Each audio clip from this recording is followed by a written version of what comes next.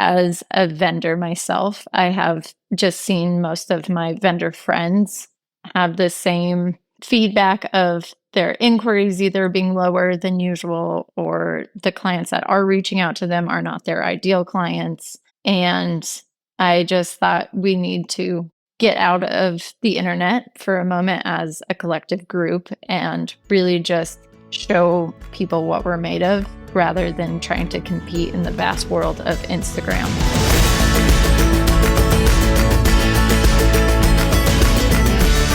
Hey there, and welcome to the Event Crushed podcast. Each week, we'll be chatting about all things wedding industry, entrepreneurship, and how to crush it in life and business. I'm so glad you're here. Now, let's dive into this week's episode.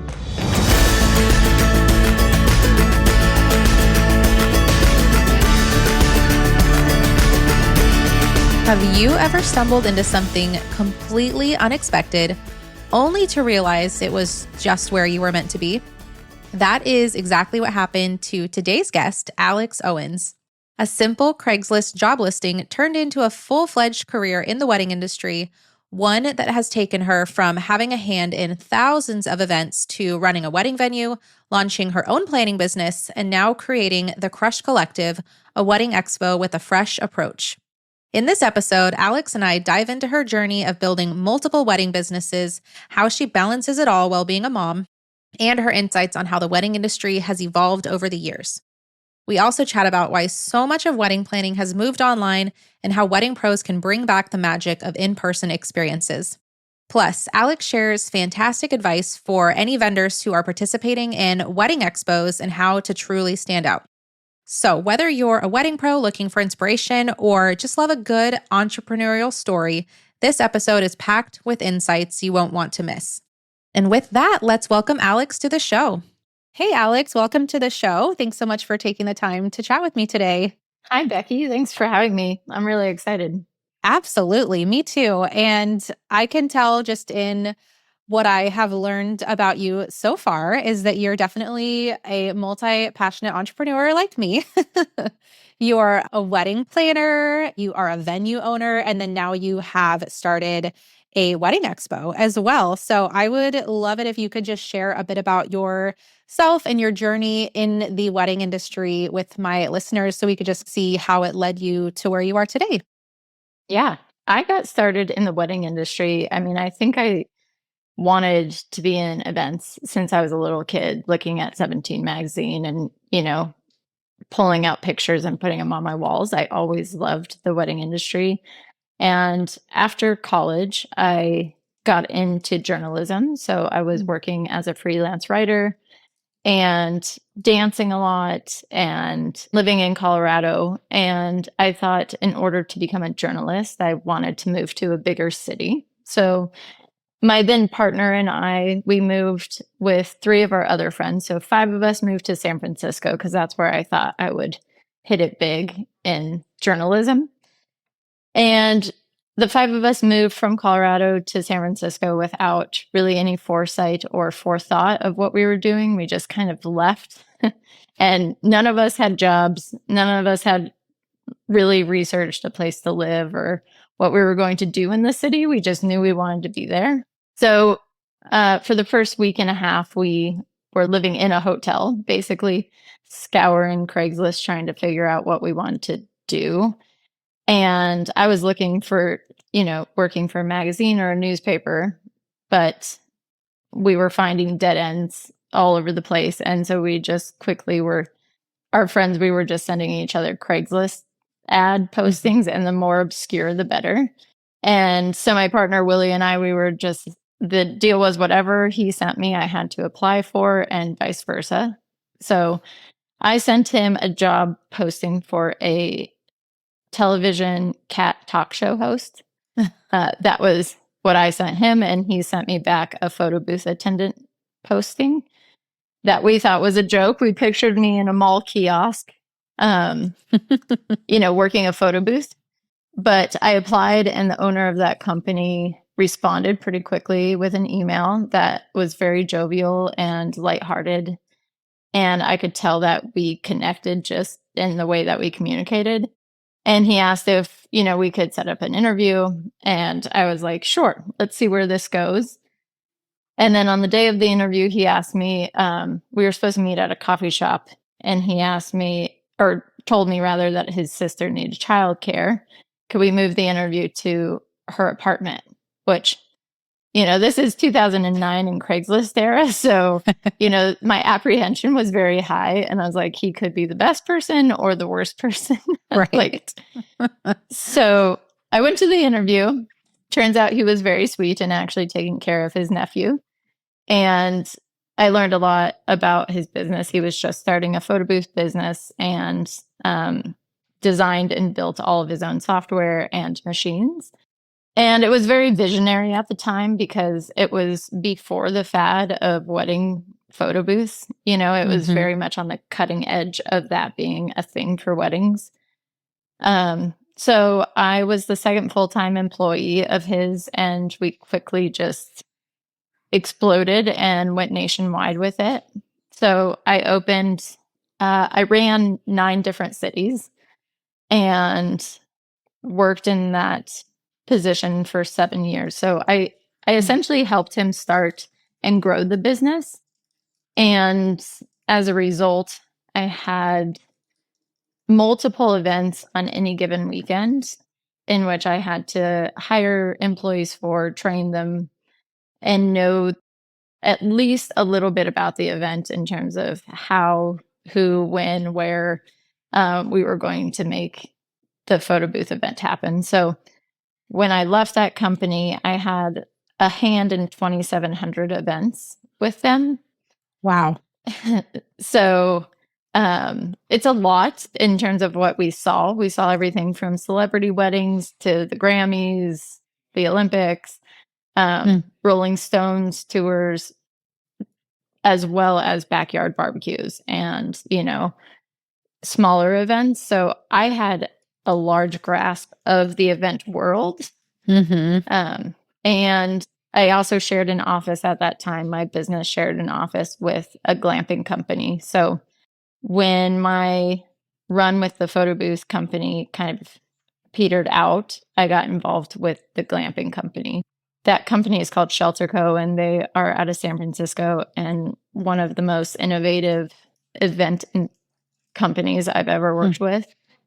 And so we were doing off-grid productions and creating events from dirt, into 5-star hotels. So that is a little bit of my background. And while I was involved with the photo booth company, my husband also got involved.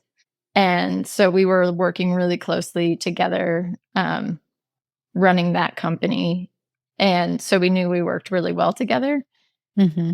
And we also were at that point pregnant with our second child. And we decided that we needed to move out of San Francisco. It was kind of a sink or swim type moment for us. And we knew that we wanted to work together and that we were both good at running businesses and that we needed to get out of the city. So we decided to open up a wedding venue in Idaho.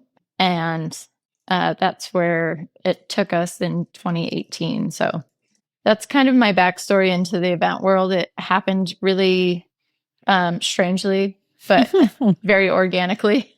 Yeah. Oh my gosh. I love that it started with like a joke, like the Craigslist ad. Like it wasn't even meant to be a serious thing. And then it turned out to be like this amazing career path for you. So that's really cool. Like what a interesting way to get into the industry. And then so from there, so you started your venue in Idaho. Can I ask like what brought you to Idaho specifically versus like another location? Yeah. Right. Idaho was not on our radar, but we had been looking for venues in San Francisco. My husband and I, for many years, we were just, scouring Zillow and Redfin, and everything to get into the market in California was 2 million plus. It was a steep curve of how are we going to make this work, even if it is successful. And my husband's parents wanted to move to Idaho. And so his mom actually found the listing for the venue that we ended up purchasing. So she was looking in the area and found it and it was permitted right. And we went in on it initially as a family. So his parents were they were going to basically maintain the property while we ran the business side of things. So that's what took us to Idaho. We have since decided to part ways business wise, so we're not involved with his parents anymore. But that's really what took us here.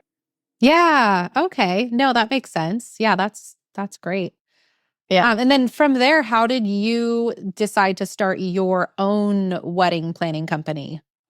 Well, it started when we decided to break off with his parents. Um, we had decided once we were going to put the property up for sale, and in that thought process, I was saying, the exit strategy for me is to do full planning and design. That's just the most logical next step. And so I created Perfect Thirds and Co. as a way of stepping outside of that venue. And we actually did end up selling the venue, but the new owners decided to keep me on as the exclusive wedding coordinator for the property. So Oh, okay. we sold the tangible property, but I still own 60 Chapel as a business. I just don't own the land. So we have an agreement worked out where I run events on the property. Um, so I did that, but also I wanted a way to get creative outside of a certain space, to have a different area to work in, different setting, backdrop, tables, all of that to kind of expand my creative endeavor as a planner. That's super cool. One, it's really neat that you are still like you're the exclusive coordinator at that venue. So you still get to do events there and everything, but you have the freedom to, have branched off and now you can do weddings wherever as well. And just having that creative freedom of not being tied to one location, I think is really great. So, Yeah, it's kind of the best of all worlds, in my opinion. Absolutely. Yeah. And okay, so the next thing I want to touch on is another branch off of your businesses, which is your wedding expo that you have created called the Crush Collective, which I have to say, I love the name. I know. So I would love if you could just tell us about the Crush Collective and what inspired you to start this wedding expo, and also what sets it apart from others that are out there currently. Yeah. I feel like there was a lot of inspiration to get it started. It's kind of threefold. As an event professional in the industry for coming on 16 years now, I have a wide range of knowledge and expertise and connections in the industry. But creating my own business as Perfect Thirds, my portfolio, it runs the gamut, right? So it's kind of all over the place in terms of my involvement levels with every couple that I had, whether it be full planning, partial design, or a venue coordinator. And as a designer and planner, I really wanted to set myself apart from 60 Chapel as a wedding venue. I wanted my portfolio to be very different and distinctly its own. So, there was some selfish endeavor of I need to have things to share, but I don't have, there's only so many styled shoots you can do. Um, and I think just getting in front of people and connecting with individuals was the main piece for me. And then the second tier was as a vendor myself. I have just seen most of my vendor friends have the same feedback of their inquiries either being lower than usual, or the clients that are reaching out to them are not their ideal clients. And I just thought we need to get out of the internet for a moment as a collective group and really just show people what we're made of rather than trying to compete in the vast world of Instagram. Mm-hmm. So, really a way of stepping out of the algorithm and just engaging with couples that we would gravitate towards naturally just by sensing each other's vibe in person Mm-hmm. rather than via the internet. And then the third reason was for my couples, not just my couples, but I don't feel like there's a lot of tangible resources for couples to get excited about their wedding. The majority of events are planned online solely. So, a lot of couples are booking vendors whom they've never actually spoken to. Every Mm-hmm. contracts are online. And everything is done via the internet. So I really wanted to create a way to spark excitement around planning their wedding and get them um, excited for what's to come for them. Yeah. Yeah, I love that. Those are all excellent reasons. And it just reminds me what you were saying about like wanting to spark excitement for couples because so much of the planning happens online now. And I was just having a conversation with another planner friend, and she was saying she had just had an experience with the mom of the bride who kind of was saying that she thought there was going to be more in-person stuff. Like, I thought we were going to go to flower shops and like pick out Yeah. flowers, and I thought we were going to look at stationery in person. And so Yeah. she was kind of surprised, like just a little more old school. Like, she really thought that there was going to be opportunities like that. And I do think that there is like, like we're kind of missing that. Like, it did used to be a lot more hands-on and seeing things in person. And now it's like, yes, we do these awesome, digital mock-ups, but it's not quite the same as like seeing things and touching Yeah. things and smelling things. And so getting to go in person and experience that it makes a huge difference. Yeah. I mean, I don't know how old you are, but I'm of the generation of father of the bride, where like everything is like over the top and lavish and there's swans in the front yard and like everything is, very tangible. And part of me can feel that for my clients. Like there is a little bit lackluster about tasting things and feeling things. So yeah, that is trying to fill the void of that for engaged couples. Mm-hmm. Yeah, definitely. Can you give us a little taste into what couples and attendees and vendors can experience at the Crush Collective? Yeah. This is our first year. So the hope is, obviously we haven't done it yet, but the hope is that we are really just a warm environment to, like I said, get people excited, but more visual than elevator pitch, so something that is different from the big box store expos where, you have David's Bridal or Men's Warehouse and these bigger stores. It's about kind of welcoming people into the experience of us as wedding vendors. So the goal is that we don't have just, uniform booth space, but really anybody walking by can feel what you do just based off of how we present each vendor. So my goal is that they come in and feel welcomed and invited by all of the vendors, drinking cocktails and mingling, listening to good music,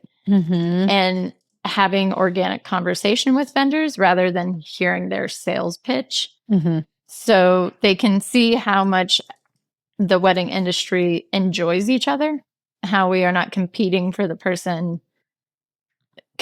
against the person next to us, but how we are communicating with them and enjoy their work as much as the next person's and are having organic conversations that will lead the right clients to the right vendor. That's awesome. I love that. I am personally not a fan of the huge, kind of like a trade show feel wedding show. I don't know. That's never been my personal vibe. And so similar to you, I started it's a boutique wedding showcase. So it's pretty small, but this will be our third year. And it's at a winery, and it's called Mimosas and Matrimony. And so the idea is that the couples come in and they get a mimosa right when they arrive, and they get to walk around and just mingle, and there's live music and just like a really fun, welcoming atmosphere, like a lot of what you're describing, and it's very visual. And so anyways, like I definitely am in line with everything that you're saying, and I'm like, yes, this Yeah. is fantastic. And I know that right now it's kind of wedding show season. Like we just had a big one here in my area last month, and then mine is kind of it's kind of at a funny time, but it's in April, and there's a couple more coming up, and it's just kind of like that time of year for wedding shows. So I know that some of our listeners might be preparing for a wedding show coming up. And I was wondering if you had any advice for somebody who might be participating in a wedding show this season. What would you recommend to them? As a vendor, I think doing the work ahead of time, putting in the work before the show, whether it be, a showcase at a specific venue or a big box expo or, our show, the Crush Collective, really getting the word out there to your audience and to your followers on social media because the dream is that you walk into these big expos and you book a bunch of cold call clients, if you will, that day. But the truth is that you're going to book the people that already have somewhat of a interest in you and your work. So, letting your followers know I'm going to be at this show and I would love for you to come say hello because they already have one foot in the door. And so to really seal the deal for them would be meeting you in person and feeling that human connection. And then post show, making sure that you're following up with all the people that you spoke to and, let them know that you enjoyed your conversation with them and having those full moments before and after, as well as during, I think will make it beneficial to the vendors who are involved. Mm-hmm. Yeah, that is great advice. And I totally agree with you. And I feel like that's not necessarily what you would expect someone to say for like advice for a wedding show, because it could be like how to set up your booth or how to, Mhm. to have your pitch or whatever. But I think just the idea of doing the work up front and preparing your audience to like come see you there is really valuable. And I hope that listeners take that to heart as they are maybe preparing for an upcoming show. Yeah. So, oh gosh, there's so many questions I want to ask you because you've been in the industry for so long. And I feel like there are so many different directions that we can go. And we're already at 22 minutes. So I'm like, okay, which direction do we go? So you have been in the industry for a long time, 15 years, and you have been a planner. You worked for that photo booth company, the glamping company, your planning company, the expo, everything, the venue.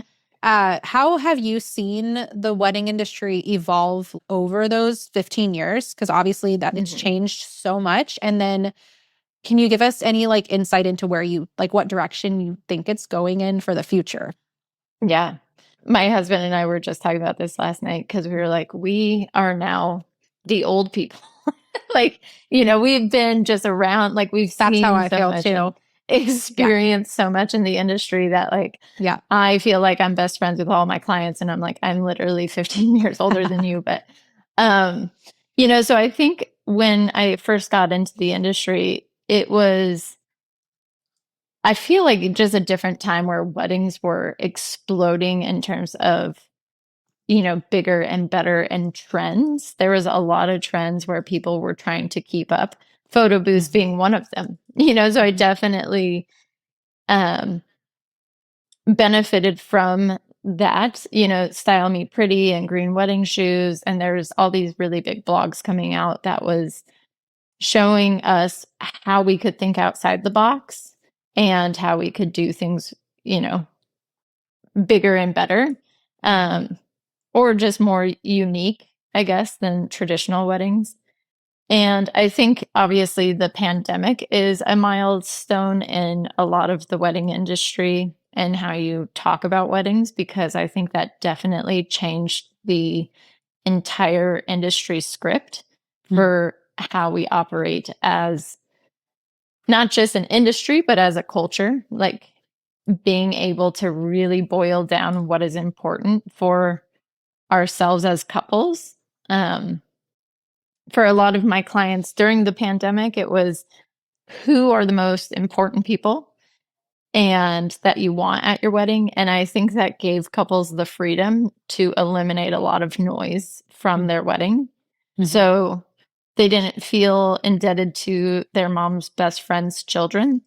They were only thinking about who's going to enrich my experience and who do I want there. So Mhm. I think that was a turning point for the industry of looking at what's essential and how can we make this smaller, more intimate, and more meaningful, which I think is the trend in which things are going in 2025. I think it's let's think smaller, but with more impact. How do we make it more personal? And how do we really just invite the people that we want to be there? I think additionally, it is a wedding trend where, elopements are on the rise, I think. And yeah, really just putting your money where it's going to make an impact for your guests and focusing more on guest experience.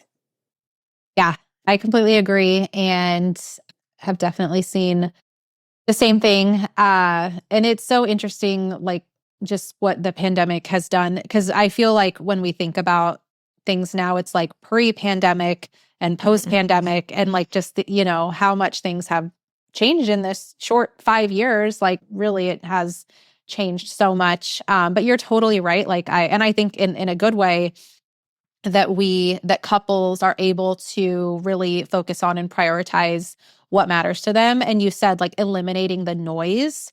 I think that's a really good thing, honestly, because Yeah. then, they're not spending their money and their resources on things that ultimately aren't going to matter to them at the end of the day. And they can really focus on the people that they want there and the experience that they want to give their guests. And I think that is a great thing. Yeah. I think additionally, we are allowing couples to be older. People are getting married a little bit later in life than they Mhm. were, I feel like, a few years back, even when I started, which also pairs down a lot of the important details for the couples. They're Mhm. not inviting their entire college friend and high school friend group. It's really just the people who are close to them. So I think Mhm. that has also changed the scope a little bit. Yeah. Yeah, I completely agree. And also I was laughing when you said we're the old people now because that's exactly how I feel because I was like 24 25 when I started, 24, 25. And now I'm going to be 37 in a couple of weeks. So Yeah. like, all the new planners are in their 20s and Yeah. it's like I feel ancient now, but Yeah. I love being the seasoned experienced planner, Right. but it does just make me feel a bit old at times. Yeah. Yeah. But I think with that, I look at the people that I look up to and they are well in their 50s and 60s because they actually have that experience. Mhm. They have the seasons of change and know how to run an effective business and Mhm. event, which gives them a leg up. So, it's good that we're aging. Yeah, for sure. There's no way around it, really. No, that's the goal is Yep. to get old. Yep. Oh, okay. Well, another kind of direction I want to go with you is just this idea of balancing multiple businesses. I know that technically, like, you don't own the venue anymore, but like you're still doing weddings there and running that side of things. And then you Mhm. also have your planning company, and then you also have the wedding showcase. And I relate to that a lot because I've just always had a lot of things going on. I owned a rental company for 4.5 years that I sold last year. I've run a networking group in my area since 2013. I obviously have the planning and design company, and then I have this podcast and kind of educational branch of my business that I've been going down. And then I also just like personally, like I am a leader of a homeschool co-op and things like that. So there's a lot going on. Mhm. And I'm just curious if you can share a bit about how Like, how do you balance it all? Because you're a mom too. You have 3 kids. Is that right? Yeah. How do any of us do it?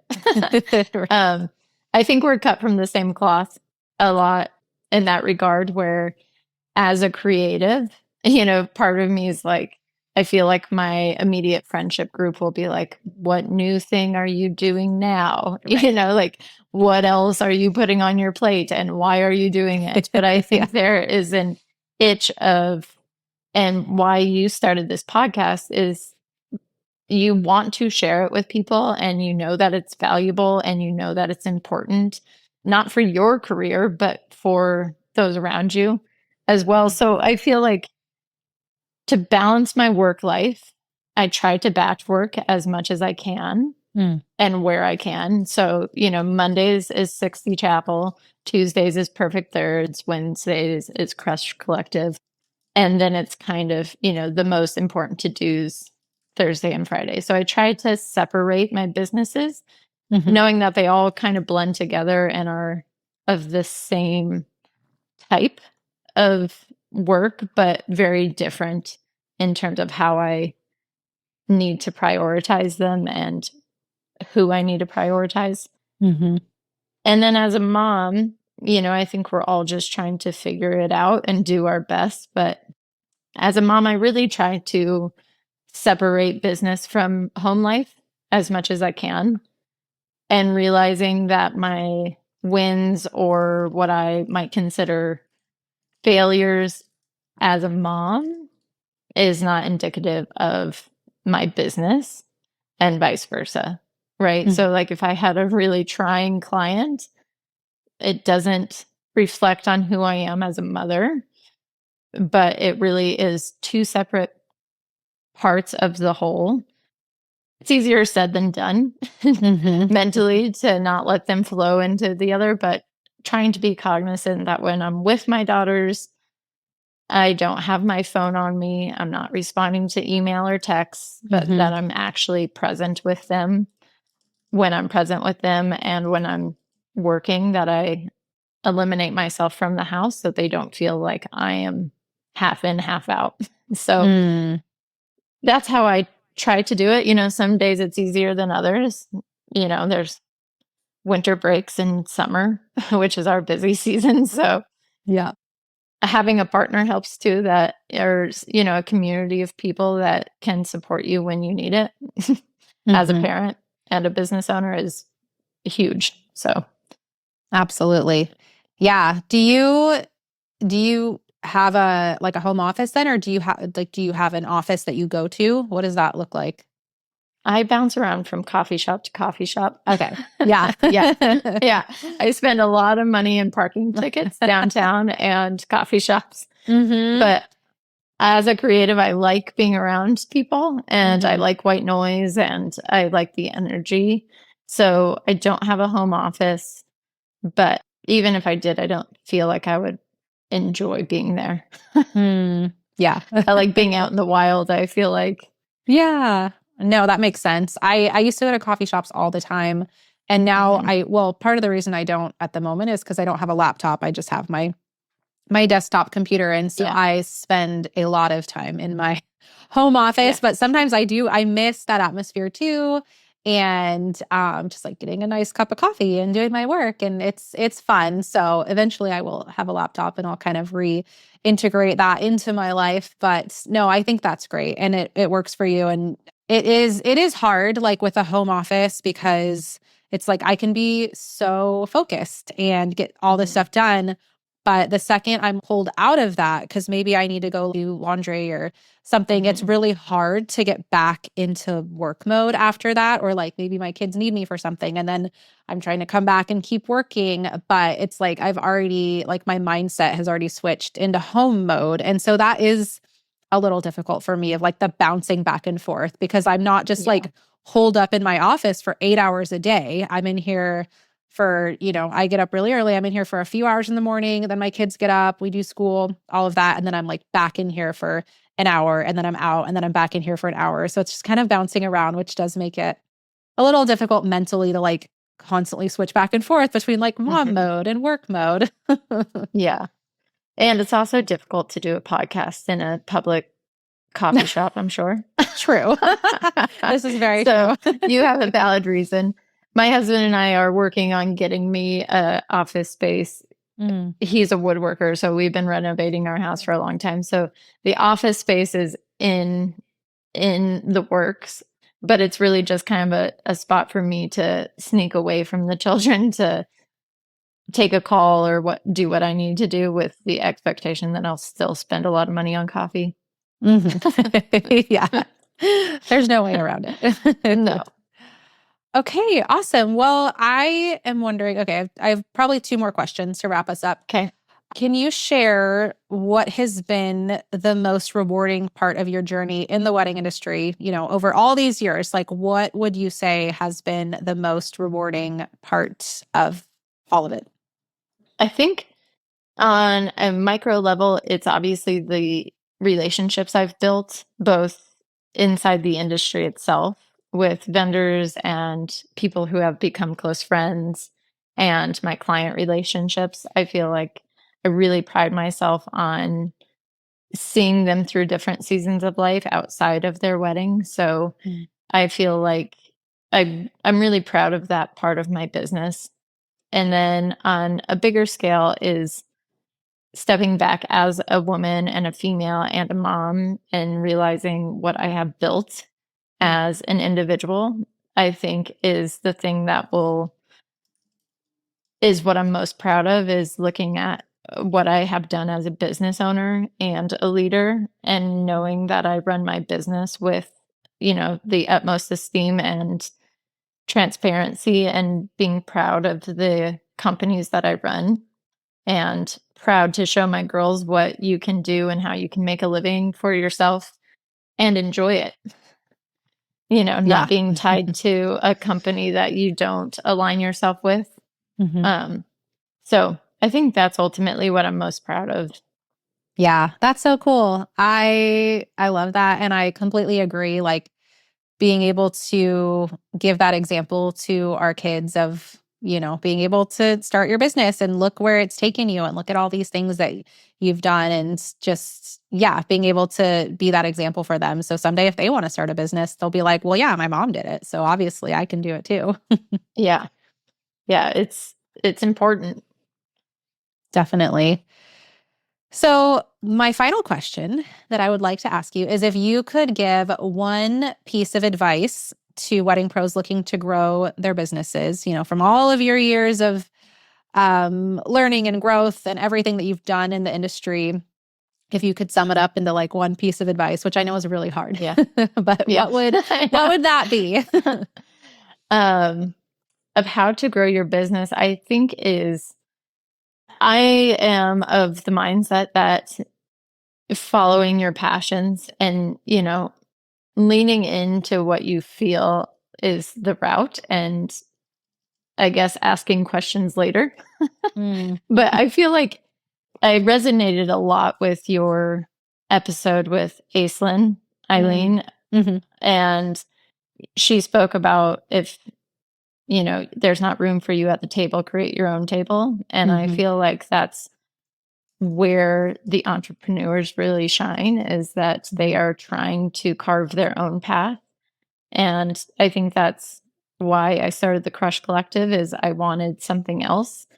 And so I think really jumping into it and being cognizant of the realities of your new endeavor, but really listening to where you want to go, and all of the financial endeavors and things like that, kind of flushing that out and being realistic, but also finding ways to make it happen regardless of timeline or budget, getting creative and listening to that and trying not to compete with everybody else in the industry.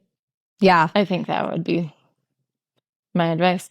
Yeah, no, that's great advice. And I completely agree. I think, well, from what I've seen, anyways, most entrepreneurs, it seems like they kind of, I mean, I know I relate to this, but like just kind of jump in and go for it before they're fully ready, and kind of Mhm. just like learning as we go.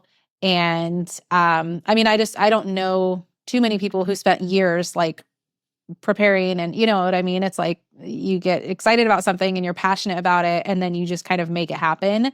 And there's obviously a lot to be said for like being prepared and Right. knowing what you're Yeah. getting into, you know, Right. not just like completely blindly jumping into Right. something. Yeah, I've seen a lot of professionals get into it and launch a business before they have a contract in place or Mm. really know like how they're going to, show up for a client or so I do think, being prepared, but Mhm. I guess in the jumping off point, it's formulating your ideas and that includes being prepared Mhm. before you actually launch, Yes. but finding a way to make it work even if it seems very daunting because if you Mhm. sit on an idea for too long, all of the doubt and, Mm. you know, budget things can creep up and really deter you from jumping full on. So, Mhm. Yes. Yeah, that's so true. And there definitely needs to be some kind of a foundation and like, you know, to get started, but it's true. If you do sit on something for too long, that can happen. And that, I mean, that's really why a lot of people never go for it or never like follow that dream, is because it was just in the back of their mind for so long. And then there were too many like doubts and questions. And so they just mhm. never went for it, sadly. So, Yeah. all right. Well, this has been awesome, Alex. I really appreciate all the insight that you've shared with us today. Where can my listeners find you online to connect with you and learn more about the Crush Collective and all the fun things that you're doing? Yeah. Obviously, our website, which is thecrushcollective.co, is where vendors can participate, where attendees can get their tickets. So that is obviously the hub to get involved with the Crush Collective. And then obviously Instagram, the Crush Collective, and obviously Perfect Thirds and Co. on Instagram and 60 Chapel. Those are all my three businesses. Perfect. I love it. I will make sure to link all of those in the show notes. And I wanted to ask you too, when is the Crush Collective? Oh, yeah. Good question. It is March 16th in Boise, Idaho. So it is at a local music hall. So the venue itself is going to be really fun. And people don't have to be from Idaho to participate. So anybody who is listening and might want to jump into destination weddings and Hmm. hit a different demographic, it will be March 16th. Okay, perfect. Yes, this episode will come out well in advance of that date. So I wanted to Yeah. make sure. So I'll include all the information in the show notes. And so, yeah, if you are interested, then definitely reach out to Alex and get connected.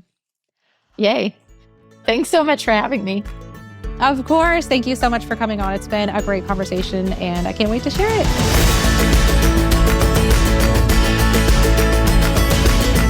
Thank you so much for tuning in to this week's episode of the Event Crushed podcast. I hope you found value in this episode, and if you did, please consider sharing it with a wedding industry friend. We also hope you'll consider leaving a rating or review for the show to help other listeners find it. This podcast is edited and produced by Ace Sound Design. If you're looking to elevate your audio experience, their info can be found in the show description. As always, thank you for listening, and please connect with us on Instagram if you haven't already. Now, get out there and crush it.